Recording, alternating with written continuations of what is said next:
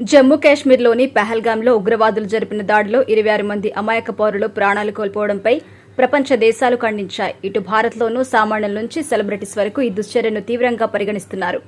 ఈ కష్టకాలంలో బాధిత కుటుంబాలకు అండగా ఉంటున్నారు. ఇదే క్రమంలో ప్రముఖ నటుడు ప్రకాష్ రాజ్ పహల్గాం ఉగ్రదాడిపై ఎమోషనల్ ట్వీట్ చేశారు. ఆయన చేసిన 2 పేజీల సందేశం ప్రస్తుతం వైరల్ అవుతోంది. ప్రముఖ నటుడు ప్రకాష్ రాజ్ పహల్గాం ఉగ్రదాడిని తీవ్రంగా ఖండించారు. ఇది కాశ్మీర్ మొత్తంపై జరిగిన మారణహోమంగా ఆయన అభివర్ణించారు.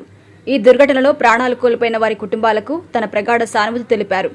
భారత్ ఇలాంటి చర్యలను ఎప్పటికీ క్షమించబోదు అని ఆయన స్పష్టం చేశారు.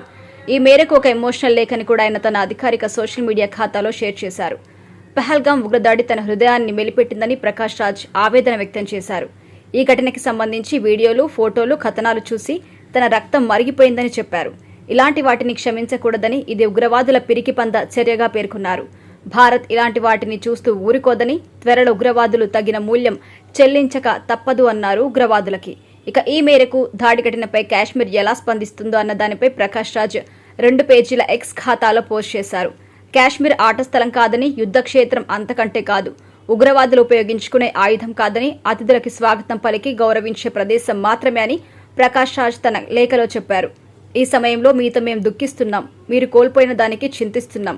మీరు కాశ్మీర్లో ప్రశాంతంగా ఉండడానికి వచ్చారు, కానీ మేము దానిని కాపాడుకోలేకపోయాం. అందుకు క్షమించమని అడుగుతున్నామని ప్రకాష్ రాజ్ పోస్ట్ చేశారు.